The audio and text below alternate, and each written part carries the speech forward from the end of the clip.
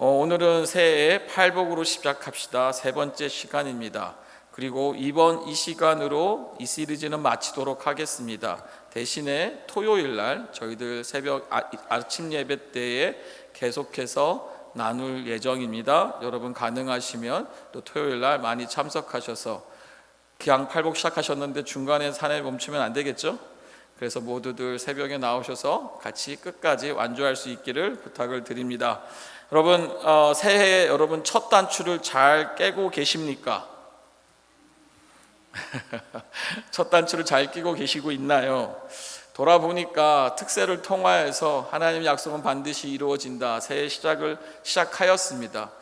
그것이 어떻게 보면 우리는 첫 단추를 잘 낀 것이 아닌가, 또 그렇게 마음에 또 감사함이 있었고요. 또 계속해서 우리가 이 시작이 너무 중요합니다. 성경에서도 이 시작을 굉장히 강조합니다. 그랬을 때에 우리 모두가 하나님께 선포하시는 이 복이 있는 자로 시작할 수 있기를 다시 한번 간절히 소망합니다. 제가 어렸을 때 이런 얘기를 좀 들었습니다. 저한테도 썼던 표현도 있었고요. 또 주변에서 그런 얘기를 많이 했습니다. 여러분 복덩어리라고 아시나요? 단어가 참 재밌죠? 복이 어떻다고요? 덩어리. 참 이 덩어리라는 단어가 사실 잘 쓰지 않는 단어고 좀 부정적으로 쓸 수 있는 단어인데 이게 복이 더하니까 얼마나 긍정적인 단어인지 모르겠습니다. 여러분 모두 다 복덩어리가 되시기를 바랍니다. 복덩어리로 사시기 바랍니다. 이것도 좋네요. 한번 인사를 옆에 분에게 복덩어리가 되세요. 이게 영어로 어떻게 표현할지 잘 모르겠어요. 어떤 트랜슬레이션이 있는지 모르겠는데 여러분 그런 표현을 합니다. 우리 집에 복덩어리가 들어왔구나. 누가 들어왔는데 보니까 무엇이죠? 복덩어리인 거예요. 회사에서도 누가 들어왔는데 와 정말 누가 왔는데 너무 복덩어리가 우리 집에 굴러서 들어왔다, 이런 표현을 하더라는 거죠. 어디 구역에 가서도 또 모임에 가서도 그 한 사람이 누가 들어왔는데 누구죠? 즐거움을 주고 그 한 사람 때문에 기쁨이 넘치고 막 뭔가 행복, 그 에너지가 막 넘치는 것이죠. 2026년 새해에 우리는 이 팔복의 사람으로 복덩어리가 돼야 된다는 거예요. 들어가는 곳마다 복을 받고 나가는 곳마다 복이 돼야 된다는 거죠. 참 이 복덩어리를 묵상하는데 이게 성경적인 언어입니다. 창세기 12장 2절입니다. 내가 너로 큰 민족을 이루고 내게 복을 주어 내 이름을 창대하게 하리니, 그리고 말씀하십니다. 너는 복이 될지라. 누가 누구에게 하신 말씀이시죠? 하나님이 아브라함에게 한 말씀입니다. 아브라함에게 주신 약속입니다. 그래서 말씀하신 거예요. 너는 무엇이 될지라? 복덩어리가 될지라. 이게 성경적인 언어라는 거예요. 하나님은 우리를요 복만 받는 사람으로 부르시지 않았고 무엇이 되라고 말씀하셨어요? 복이 되라는 거죠. 복이 되어 살아가는 그 사람으로 우리를 부르셨다는 겁니다. 신명기 28장 6절입니다. 내가 들어와도 무엇을 받고요? 복을 받고 나가도 복을 받을 것이니라. 무엇입니까? 들어와도, 가정에 들어가도, 직장에 들어가도, 공동체에 들어가도, 교회에 들어가도 복을 받는다라는 것이고, 또 나가도 어디로 나갑니까? 세상 한복판에 나가고, 사명의 자리에 나가고, 성김의 자리에 나가고, 파송의 자리에 나가고, 무엇을 나가든지 나가는 곳마다 무엇을 받아요? 복을 받는다라는 것이죠. 그러니까 성도는 복을 찾아다니는 사람이 아니라 가는 곳마다 복이 되는 사람인 거예요. 예전에 우리 한 집사님이 이제 식당을 하셔가지고 신방을 갔습니다. 그리고 나서 신방이 다 마친 다음에 밤늦게 전화가 왔습니다. 목사님. 그래서 네, 무슨 일이세요? 오늘 어떻게 잘 하루는 잘 보내셨습니까? 했더니 그게 목사님 놀랍게 또 오셔야 되겠어요, 그러는 거예요. 그래서 저가 또 가라고요. 그랬더니 목사님 가시고 나서 손님들이 계속 몰려온다라는 거예요. 좀 너무 우리가 미신적으로 어프로치하는 경향도 있지만 중요한 거는 듣는데 너무 마음이 좋은 거예요. 하나님께 감사했죠. 하나님 종이 그냥 가서 기도하고 같이 비즈니스에 탐방을 했는데 이렇게 또 손님들이 많이 왔다고 하니까 집사님이 너무 즐거워서 전화를 하니까 저도 즐겁더라는 것이죠. 여러분 인앤아웃 잘 아십니까? 인앤아웃? 예, 우리 학생들 저번 인앤아웃 지금 먹었는데 저도 가끔 인앤아웃을 인조이합니다. 근데 인앤아웃 그 단어가 여러분 인앤아웃이 어디서 유래된지 아시나요? 바로 신명기 28장 6절이었습니다. 이 파운더가 이 기업을 창립한 자가 그 가문이 공개적으로 말합니다. 이 비즈니스는 하나님의 것이라고 말해요. 그래서 자세히 보시면 컷 같은데 밑에 보면 John 3:16이라고 작게 써 있습니다. 그리고 자신들의 로고가 이 이름의 자체가 바로 이 하나님의 말씀이 신명기 28장 6절의 이 말씀을 가지고 인앤아웃, 들어와도 복받고 나가도 복받는다. 무엇입니까? 들어갈 때는 하나님 앞에서, 나올 때는 하나님 앞에서, 성공할 때도 하나님 앞에서, 멈출 때도 하나님 앞에서. 그래서 이 복이 기복이 아니라 언약의 복이라는 것을 살려주면서 이 복덩어리라는 것을 우리에게 알려주고 있는 것이죠. 우리 모두 다 무엇이 돼야 된다고 여러분? 아니, 여러분 자체가 복덩어리인 줄 믿습니다. 옆에 분 인사합니다. 복덩어리신 줄 오늘 알았습니다. 여러분 모두 다 복덩어리신 줄 믿습니다. 자, 누가 우리를 그렇게 디파인 하신 거예요? 정의하신 거예요? 하나님이라는 거죠. 자, 지난주에 다시 한번 질문합니다. 예수님께서 그리스도로 이 땅에서 사역을 처음 시작하시면서 가장 먼저 가르치신 말씀이 무엇이라고요? 네, 바로 팔복, 마태복음 5장의 팔복입니다. 그러니까 이 팔복은요 단순히 복 받는 것이 아니라 복 받는 방법을 가르치신 것도 아니고 무엇이었습니까? 바로 누가, 어떤 사람이 복이 있는 사람인지, 그리고 하나님이 주시는 이 축복이란 무엇인지를 가르치시는 내용이라는 것이죠. 세상의 복과 구별되는 것입니다. 그리고 이 말씀은 너무나 우리 믿는 자들에겐, 예수님 앞에 나온 제자들에겐 중요하기 때문에 이 말씀을 가르치셨다라는 거죠. 그러기에 우리는 끊임없이 이 2026년을 뛰어넘어서 앞으로 모두 우리 삶 속에 여러분 모두가 축복받는 모델 성도, 모델 가정, 축복의 기업, 축복의 교회가 될 수 있기를 주님의 이름으로 축복합니다. 복 달라고 막 복을 외치는 것이 아니라 뭐죠? 팔복의 사람이 되어서 이 복이 흘러가는 인생. 너무 상상만 해도 좋지 않습니까? 가는 곳마다 막 복이 넘쳐요. 가는 곳마다 우리 집사님이 올 때마다 이건 참 무슨 복을 그렇게 가지고 오는지 몰라. 아멘. 그런 은혜들, 그런 나눔들, 그런 고백들 2026년 참 시작하는 이 시점에서 너무나 하나님 주시는 복의 기쁨의 메시지라고 저는 생각합니다. 다시 지난주에 이어서 1절입니다. 예수께서 무리를 보시고 산에 올라가 앉으시니 제자들이 나아온지라 입을 열어 가르쳐 이르시되. 계속 반복합니다. 왜? 너무 중요해요. 예수님께서 무리를 보시고 산에 올라가 앉으셨습니다. 그리고 제자들은 어떻게 했다고요? 제자들이 산에 올라간 예수님 따라서 그 앞에 나아갔다라는 거예요. 가까이 갔다라는 거죠. 그 말은 뭡니까? 산에 제자들도 올라갔다라는 겁니다. 반대로 무리들은 산 밑에 있다라는 겁니다. 산 올라가는 거 쉽습니까? 혹시 지난 한 주 동안 산에 갔다 오신 분 계세요? 산은요 쉬운 곳이 아닙니다. 평지는 편하지만 산은 무엇이 필요합니까? 우리의 수고가 필요하죠. 올라갈 때마다 숨이 차고 발걸음이 무겁고 또 왜 갑자기 허리가 아파요? 그리고 무릎도 아픕니다. 근데 끝까지 올라가려면 이 모든 것을 감당하고 올라가야 되죠. 쉽지가 않습니다. 그런데 여러분 중요한 것은 예수님이 그 산을 오르셨고 제자들도 그 수고를 선택했다라는 거예요. 왜 선택했습니까? 네, 예수님이 올라가셨으니까 제자들도 따라가는 거예요. 그 수고를 하는 거예요. 그리고 왜 따라 올라갔습니까? 가까이 가서 예수님을 보고 그 말씀을 듣고 그 가르침을 배우고자 했기 때문이라는 것이죠. 중요한 건 오늘도 주님은 말씀하고 계시는 거예요. 주님 말씀하고 계십니다. 문제는 주님이 말씀하시느냐가 아니라 그 말씀 앞으로 누가 나오냐라는 것이죠. 수많은 무리 가운데도 한 걸음 더 가까이 예수님 앞으로 나간 사람들이 제자였습니다. 보고 듣는 자리, 가까이 나아간 자리, 또 배우는 자리, 또 순종하는 자리를 선택한 사람들이 바로 제자라는 것입니다.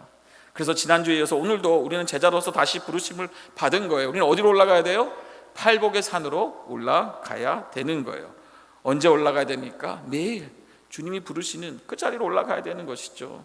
산을 오는 것은 쉽지 않지만 제자라면 반드시 주님 따라서 그 길을 선택해야 합니다. 왜냐하면 이 산 위에서 주님은 복된 자의 길을 가르쳐 주시고 있기 때문입니다. 오늘의 주제는요, 가난과 애통과 온유에 이어지는 의에 줄이고 목마른 자의 복입니다. 여러분, 여기 팔복에 가만히 보면 흐름이 있습니다. 1절부터 5절까지는요 내 상태에 대한 말씀입니다. 심령이 가난해지는 상태, 가난함 때문에 애통하게 되고 애통이 나를 온유하게 만듭니다. 그리고 등장하는 것이 바로 오늘 6절 의에 줄이고 목마름입니다. 그리고 나서 7절부터 9절까지는 관계의 변화입니다. 긍휼히 여기는 삶으로 변화되고 마음이 청결해지는 삶으로 변화되고 화평하게 하는 삶으로 변화지는 그 이어지는 내용이 나옵니다. 그리고 팔복의 마지막 절에 뭐가 나옵니까? 10절에서 다시 의를 위하여 박해를 받는 자는 복이 있다라면서 그 의의 완성을 말하고 있습니다. 그만큼 의가 중요하다라는 거예요. 그만큼 이 한가운데 팔복의 정중앙에 이 의를 주님은 가르치시고 있다라는 것이죠. 6절 말씀 같이 한번 읽겠습니다. 의에 줄이고 목마른 자는 복이 있나니 그들이 배부를 것임이며. 그러니까 우리는 여러분 가난에서 애통함으로, 그 다음에 지난 주일에 온유를 알게 되었어요. 그러면서 야생마에서 훈련을 통해 하나님의 손에 의하여 앉으라면 앉고 일어서면 일어설 수 있는 이 훈련이 된 거죠. 길들어진 것이죠. 근데 그 온유 다음이 무엇이 등장합니까? 바로 우리의 가장 어떻게 보면 깊은 싸움인데 바로 이것이 의라는 것입니다. 우리 눈을 뜨는 순간부터 내가 옳다는 생각이 먼저 올라옵니다. 맞나요? 틀리나요? 우리는 판단도 기준도 결론도 늘 내가 옳다, 내가 먼저다라고 시작합니다. 그러니까 온유해졌다고 해서 자동적으로 하나님이 옳다가 안 되는 것이에요. 그래서 온유 다음에 반드시 필요한 것이 이 의에 대한 간절함입니다. 의가 무엇입니까? 간단합니다. 하나님이 옳다라는 겁니다. 무엇이라고요? 하나님이 옳다라고 인정하는 것입니다. 내가 옳다는 생각을 내려놓고 누가 옳다고요?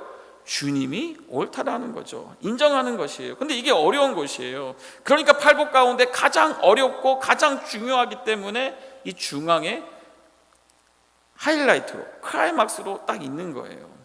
여기서 여러분 흥미로운 것은요, 예수님이 오르신 이 산에서 배부름을 약속하셨다라는 겁니다. 무엇을 여러분? 배부르심의 축복을 약속하셨다라는 거예요. 의에 줄이고 목마른 자는 복이 있나니 그들이 어떻게 된다고요? 배부를 것임이요. 그래서 예수님이 말씀하시는 이 배부름의 말씀을 좀 더 우리가 찾아보면서 또 의에 대해서 더 계속해서 말씀 보겠습니다. 자, 진정한 배부름의 축복이란 무엇인가? 첫째, 우리가 세상의 배부름에 너무 어떻게 있다고요? 세상의 배부름에 너무 굶주려 있는 이 실상을 먼저 알아야 됩니다. 우리가 배부르려면 전제는 먼저 굶주림을 인정해야 합니다. 우리는 지금 어디에 줄이고 있습니까? 무엇에 여러분 배고파하고 계십니까? 한번 생각해 보세요. 돈, 명예, 권세, 지식, 사랑, 부모, 자식, 남편 맞죠? 그 다음에 아내, 또 관심, 성공, 막 이런 것에 우리는 사실 보면 생각보다 훨씬 더 많은 것에 우리는 굶주려 하며 살아가고 있어요. 예수님은요, 요한복음 4장 13절에서 정오에 우물가에 물을 길어 나온 사마리아 여인에게 이렇게 말씀하십니다.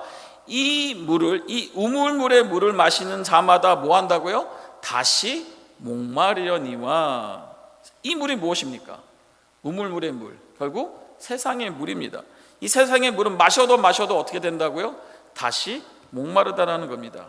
그러니까 우리가 채우려고 애쓰는 것들이 있죠. 끊임없이 그것을 채우려고 합니다. 뭐 돈, 명예, 권력, 지식, 사랑, 가족, 관심 막 이런 것들을 우리 채우려고 합니다. 잠깐은 시원한 것 같죠.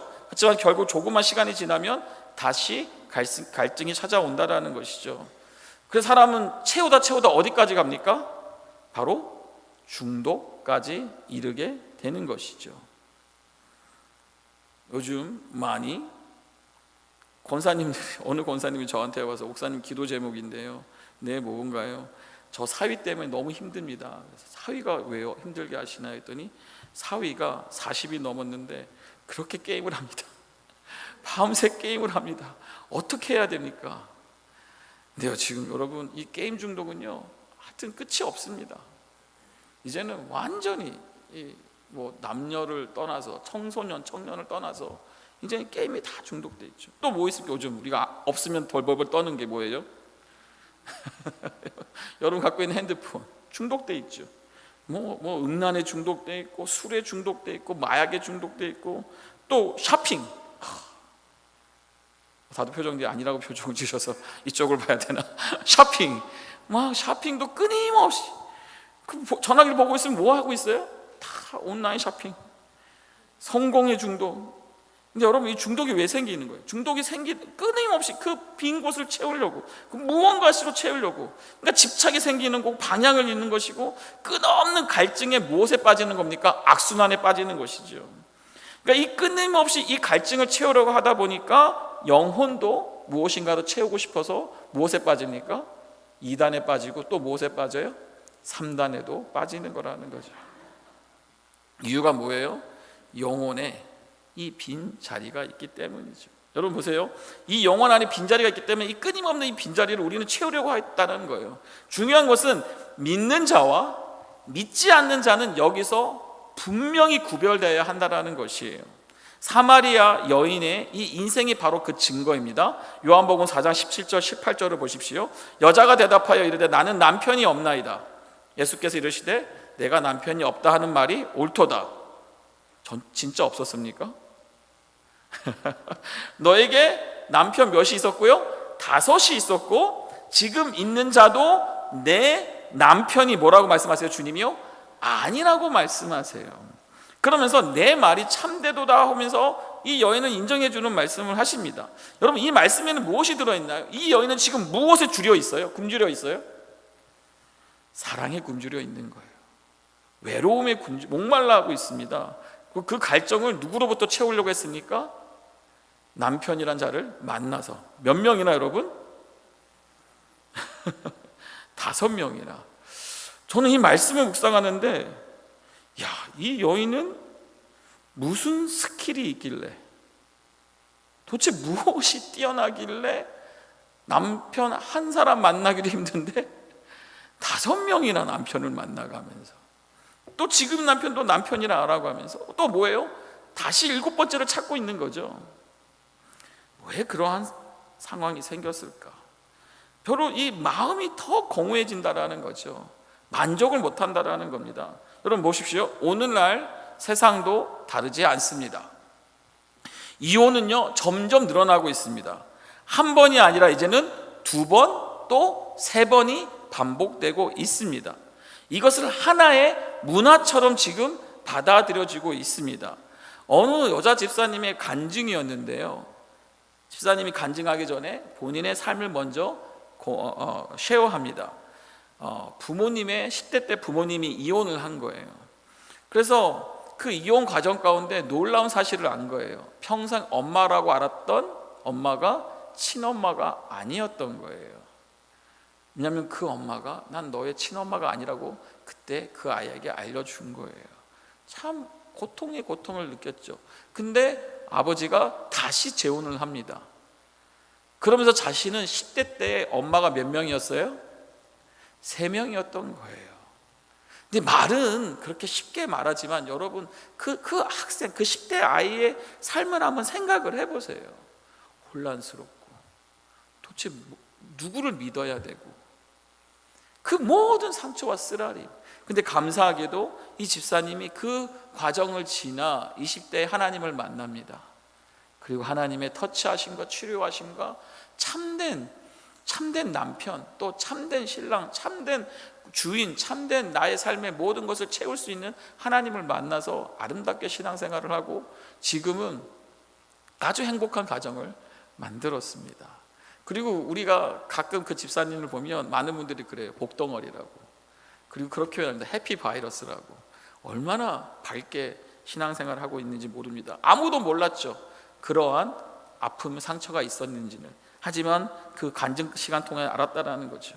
여러분, 어떤 그 커플이 저한테 와서, 청년 커플이 와서, 목사님 저희들 결혼을 준비하고 있습니다. 그래서 결혼 세미나를 요청하더라고요. 그래서 만나서 결혼에 관련된 이제 같이 세미나를 하고 준비를 하고 또 쉐어링을 한 다음에 거의 끝날 때쯤에 이제 결혼식을 올려야 되는데 그 과정 가운데 기도 제목을 내놓는 거예요.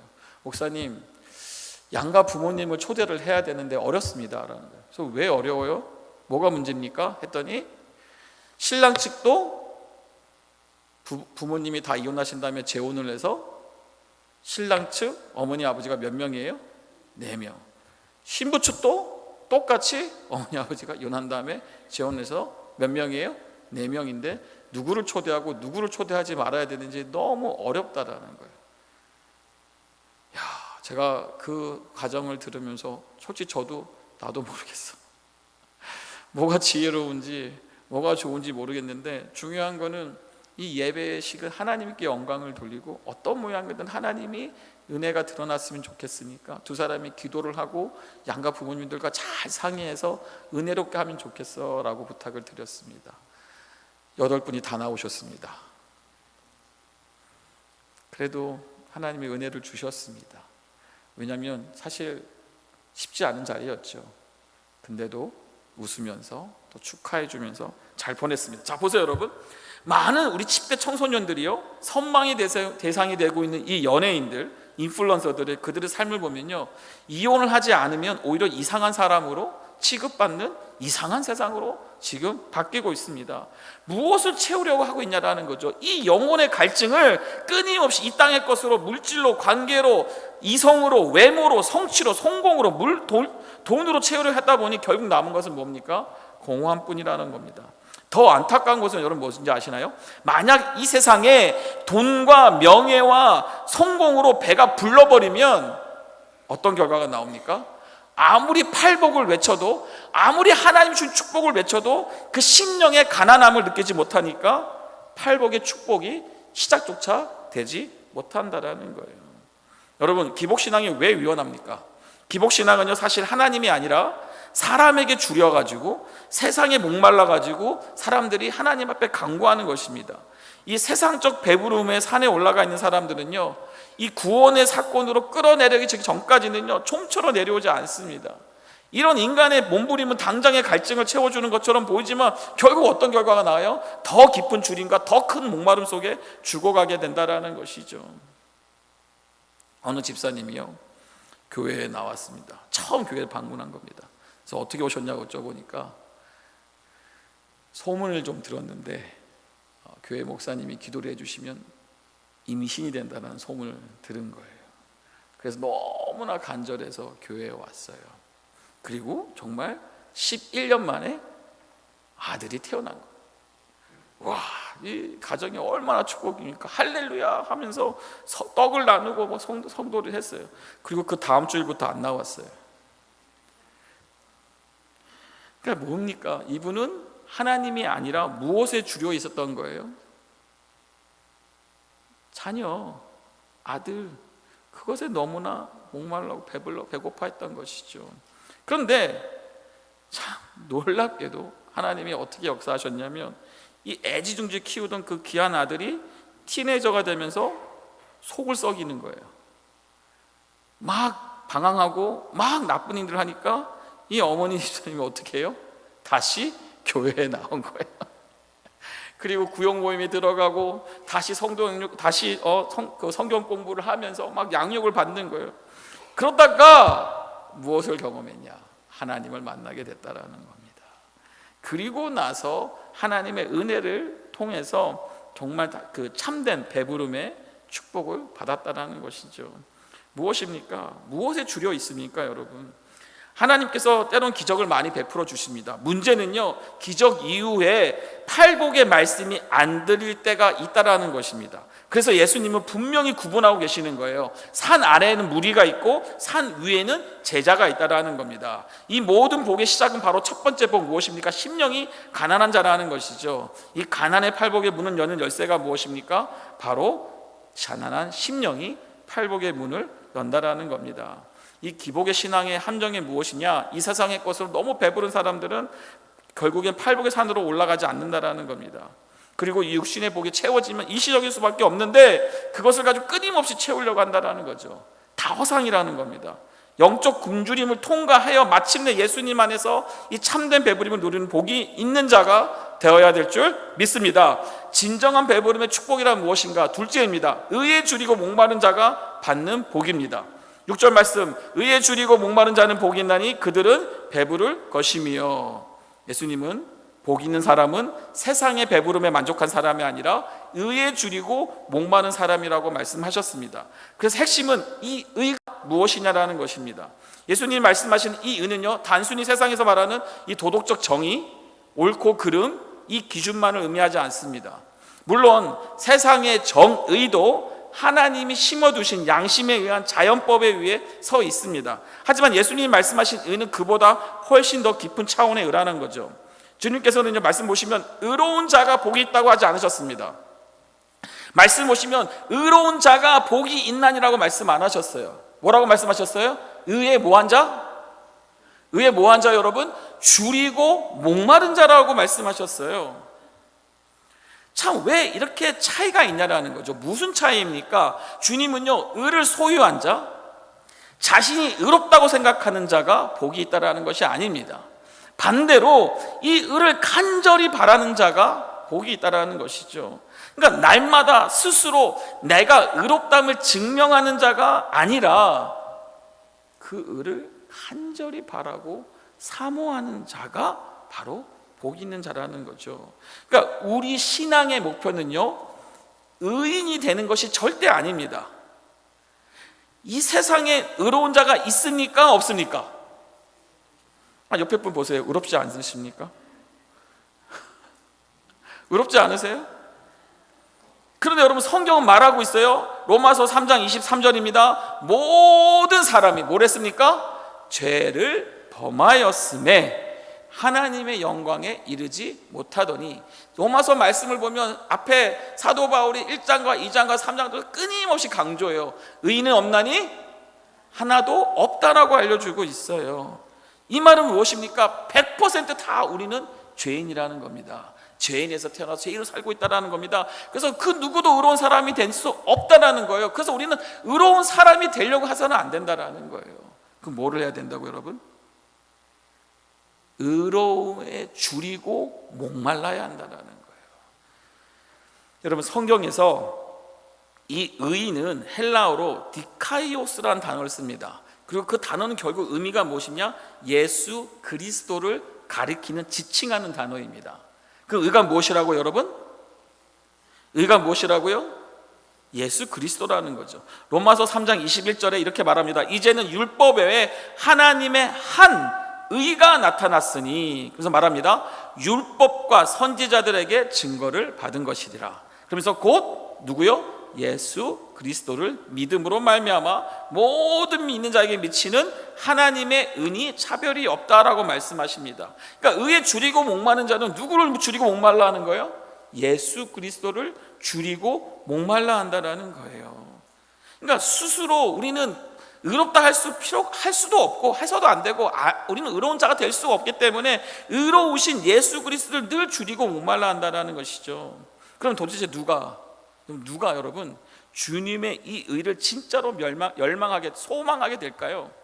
결국 내 열심이 무너지고 나의 성공이 무너지고 내가 기대했던 인생의 기반이 무너질 때, 이런 사건들을 통해 자신의 전적인 무능과 전적 부패를 직면한 사람이 이 의를 줄이고 목말라 한다는 것이죠. 결국 나에게는 내 힘과 내 손과 내 발에, 내 지식에는 소망이 없다라는 것을 깨닫는 자가 누구를 바라보는 겁니까? 오직 주님께만 소망이 있음을 알게 된 사람이 결국 의에 줄일 수밖에 없다라는 겁니다. 이것이 바로 심령이 가난한 복된 인생이라는 겁니다. 다윗은 이렇게 고백합니다. 시편 84편 10절입니다. 주의 궁정에서의 한 날이, 어디 여러분? 주의 궁정에서의 한 날이 다른 곳에서의 첫날보다 나은즉. 다윗은 알았던 거예요. 그래서 말합니다. 악인의 장막에서 사는 것보다 어디에요 여러분? 내 하나님의 성전에 무엇으로? 여러분 문지기로 살고 싶으세요? 네, 하나님의 성전의 문지기라면 와이나, 하나님의 성전이 문지기라도 좋다라는 겁니다. 왕이었던 다윗이 이렇게 고백하는 거예요. 무엇입니까? 이건 단순한 감정의 고백이 아닙니다. 모든 상황 속에서 안 거예요. 무엇을? 주님만이 소망이라는 거를, 주님만이 의롭다라는 것을, 주님이 옳다라는 것을 고백하는 것이죠. 여러분 억울하십니까? 지금은 다들 억울하지 않으시죠? 근데 상황과 어떠한 환경 속에서 여러분 억울함이 있을 때가 있지 않습니까? 그리고 막 분노가 나죠. 이해가 안 되죠. 그러면 여러분, 예수님은 무슨 죄가 있어서 십자가에 못 박히셨습니까? 우리 예수님이 보여주신 그 의를 못 깨달으니까 날마다 너가 틀렸고 내가 맞다라고 끊임없이 싸움을 멈추지 않는다라는 것이죠. 여러분, 어느 목사님이 이 간증인데 새벽기도 다니시다가 목사님 어머님이 뺑소니에 의해 돌아가셨다고 합니다. 평생 그 범인을 원망하고 뺑소니 찾지도 못하고 미워하다가 그것이 계기가 되어 하나님을 만나게 되었다고 해요. 이해가 안 되죠, 여러분. 그런데 여러분, 이해하라고 그 사건과 상황이 주어진 것이 아니라는 거예요. 이해가 안 되니까 누굴 만나는 겁니까? 주님을 만나게 된다라는 거예요. 우리는 우리의 의가 되신 주님을 따라 이 영혼의 구원에 목이 말라야 합니다. 내 가정에 이 구원이 임하기를 갈망해야 합니다. 그리고 이 구원을 위해서라면 오늘 내가 감당해야 할 무엇이든지 받아들일 수 있어야 된다는 것이죠. 이것이 바로 의에 줄이고 목마른 삶이라는 겁니다. 여러분, 구원을 위한 말씀에 목말라 하십니까? 성령의 역사에 여러분 목말라 하고 계십니까? 하나님의 은혜에 여러분 굶주려 하고 있습니까? 성경은 분명히 말하고 있습니다. 하나님의 은혜에 굶주리는 자를 하나님은 반드시 뭐하게 하신다? 배부르게 하신다라고 약속하고 있습니다. 다시, 그래서 이 의란 무엇입니까? 의 대신 예수 그리스도, 하나님이 옳다라는 겁니다. 그리고 거기서 멈추지 않는 거예요. 어디까지 가야 돼요? 당신이 옳습니다라고 고백하는 것이죠. 옆에 분 한번 인사합니다. You are right. 당신이 옳습니다. 정말 여러분, 놀라운 일이 일어나는 게 뭐냐면요, 하나님이 옳고 또 내 아내가 옳고 내 남편이 옳고 내 아이가 옳다 그러면 어떤 일이 일어나는지 아세요? 배부름이 찾아오게 됩니다. 어떤 배부름입니까? 하나님이 인정해 주시고 하나님이 그 안에서 그 은혜를 누리게 한다라는 것이죠. 놀랍게도 다툼이 멈춰지고 뭐가 생깁니까? 화평이 일어나는 거예요. 문제는 뭡니까? 그게 안 되는 게 문제예요. 그게 안 되니까 의에 줄이지 못하고 의에 목말라하지 못하고 자꾸 내가 의가 되니까, 내가 맞다라고 얘기하니까 안 되는 거죠. 여러분 보십시오. 우리가 겪는 인생의 이 어려움, 설명되지 않는 고통과 질병, 마음대로 되지 않는 우리 자녀들, 또 남편, 또 아내, 여러 가지 슬픔, 고통, 이 모든 것이 본질은 여러분 무엇인지 아세요? 그 사건들 자체가 목적이 아니라 그 모든 상황을 통해서 하나님은 우리로 하여금 하나님의 의를 갈망하게 하도록 이 구원의 사건, 구원의 역사로 인도하신다라는 것을 여러분 꼭 깨달을 수 있기를 바랍니다. 그래서 우리는 배고파야 된다는 거예요. 가난한 마음으로 우리는 끊임없이 의로우신 주님을 찾아야 된다는 겁니다. 그리고 끊임없이 고백하는 겁니다. 주님, 제가 틀렸습니다. 주님이 옳습니다. 당신이 옳아요 라고 고백하는 거예요. 내가 옳은 게 아니라 당신이 옳다라고 고백하는 거예요. 저도 이 말씀 준비하면서 집에 돌아갈 생각하니까 두려움이 있습니다. 쉽지는 않다라는 걸 압니다. 우리 자녀들에게 너가 옳다, 이 말이 얼마나 어렵다라는 거 저도 압니다. 그런데 오늘 말씀은 결국은 의에 줄이고 목마른 자가 어떤 축복이 여러분? 배부름에, 하늘의 축복의 배부름의 은혜가 있다라는 거. 그래서 그 산 올라가는 것이 어렵지만 우리는 또 올라가야 될 줄 믿습니다. 내가 옳다고 굳게 믿는 사람의 문제가 뭡니까? 절대로 다른 사람 말 안 듣는 거예요. 하나님 말씀도 안 듣습니다. 반대로 의에 줄이고 목마른 자는 하나님 말씀에 귀를 기울입니다. 이 사건을 속에서 하나님의 음성을 듣습니다. 그리고 사람들의 말을 듣습니다. 목회자의 말을 들을까요? 안 들을까요? 목사님의 말을 듣습니다. 집사님의 말을 듣습니다. 장로님의 말을 듣습니다. 왜요? 의에 줄이고 목마르니까. 그러니까 그것을 통하여 하나님의 은혜가 흘러오기 시작한다는 거죠. 세 번째, 산에서 배부름을 약속하고 계십니다. 더 나아가 이 의란 무엇이냐? 하나님의 뜻이 나의 삶 가운데 이루어지는 것입니다. 그래서 은은 결코 쉽지 않습니다. 참아야 하고 기다려야 하고 때로는 1000번을 참고 당신이 옳다라고 말해야 합니다. 여러분, 내가 온유하다는 칭찬만 받고 끝나면 되겠습니까? 아니라는 거죠. 하나님 우리를 착하게 만드시는 분이 아니라 거룩하게 구별되게 빚으시는 분입니다. 그래서 하나님은 우리를 배고프게 하시는 거예요. 의에 줄이게 하시는 거예요. 말씀에 굶주리게 하시는 거예요. 그러니까 역설적으로 우리를 가난하게 만드는 환경, 우리를 힘들게 하는 사람, 내 뜻대로 되지 않는 그 모든 상황을 더욱더 의에 간절해지도록 하나님이 허락하신 나의 무엇이다? 나의 무엇이다 여러분? 복이라는 거예요. 여러분이 인정 안 하니까 아마 아멘이 안 나오는 줄 알고 있습니다. 근데 그것이 복이라는 거예요, 여러분. 그것이 왜 복입니까? 그럼을 통하여 내가 의에 줄이고 목이 마르니 누굴 필요로 하는 겁니까, 여러분? 예수 그리스도를 찾는 거죠. 저도 많은 성도들을 만나고 대화를 하면서 어떻게 주님 만났어요? 어떻게 하나님 만났어요? 어떻게 그런 은혜가 있습니까? 어떻게 신앙생활을 했습니까? 당대에 물론 신앙의 가정을 통해서 뭐 2대 3대 모태신앙을 통해서 그렇게 은혜 속에서 자라오신 분도 있지만 당대에 하나님 만난 사람은 대부분 다 어디에 걸려요? 이 구원의 사건, 이 절망할 수 없는 밖에 없는 사건, 이 환경에서 결국 의를 찾아서 주 앞에 나오니 하나님께서 그에게 배부름으로 복으로 임하셨다라는 겁니다. 요한복음 4장 14절입니다. 내가 주는 물을 마시는 자는 영원히 목마르지 아니하리니 말씀하십니다. 내가 주는 물은 어떤 역사가 일어납니까? 그 속에서 뭐 하는 겁니까? 한번 읽어보겠습니다. 그 속에서 뭐요? 영생하도록 솟아나는 샘물이 되리라. 주님이 주시는 물을 마시는 자는 영원히 목마르지 아니하고 그 속에서 영생하도록 솟아나는 샘물이 된다라는 거예요. 어떻게 마셔야 될까요, 여러분? 이 영생의 물을, 이 생명샘의 물을 어떻게 마셔야 될까요? 어떻게 마실 수 있습니까? 방법은 단순합니다. 지금처럼 내 자리를 지키는 겁니다. 또한 끊임없이 매일 말씀을 묵상하고 그걸 읽고 적용하는 겁니다. 끊임없는 주님과의 교제를 통해서 우리는 그 생명샘의 물을 마실 수 있다라는 거예요. 어떤 상황 속에서도 주님이 주시는 물은요 결국 영생하도록 솟아나는 샘물이라는 겁니다. 사랑하는 여러분, 우리는 반드시 이 생명의 샘을 마셔야 합니다.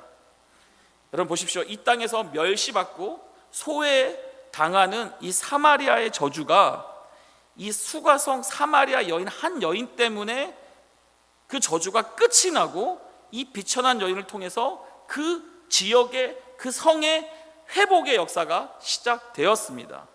그러면서 요한복음 4장 24절에 주님께서 사마리아 여인에게 이렇게 가르치십니다. 하나님은 영이시니 예배하는 자가 영과 진리로 예배할지니라. 저 이 말씀 묵상하다가 깜짝 놀랐습니다. 이 놀라운 복음의 메시지, 이 예배에 대한 참된 계시를 주님께서 누구에게 하셨어요? 12제자도 아니에요. 자기를 따르던 귀한 권사님들도 아니에요. 또한 먼저 왔던 세례 요한도 아니에요. 누구라고 여러분?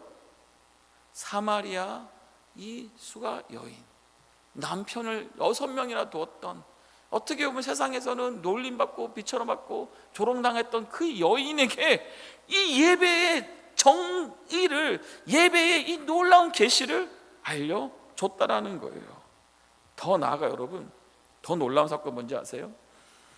예수님께서 스스로를 메시아라고 밝히신 사건이 딱 2번 있습니다.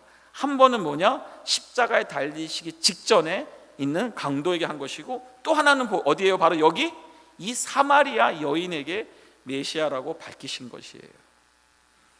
별로 안 놀랍나요? 저는 지금 놀라워.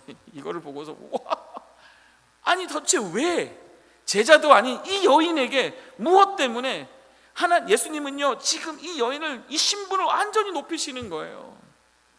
비록 죄악의 습관에서 벗어나지 못하여서 남편을 5이나 둔 여자였지만 결국 이 여자는 무엇에 주려 있었습니까? 메시아에 주려 있었습니다. 예배에 주려 있었습니다. 의에 주려 있었고 의에 목말라고 있었고, 그 여인이 예수님이 일부러 사마리아에 와서 이 여인에게 이 놀라운 축복을, 무슨 축복입니까? 무슨 축복이에요? 배부름의 축복을 주셨다는 거예요. 할렐루야.